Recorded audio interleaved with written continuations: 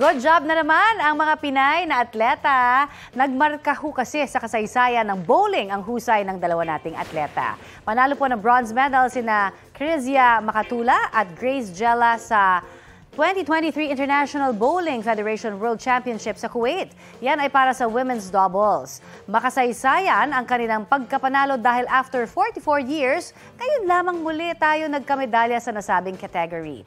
1979 nang huling makakuha ng medalya dyan ang Pilipinas na isang gold. Kaya naman, good job! Congratulations! Balita ko, may tututukan kayo tuwing 10:30 a.m. sa GTV. Alamin ang mahahalagang balita at impormasyong dapat niyong malaman sa Balita Ko tuwing Lunes hanggang Biyernes.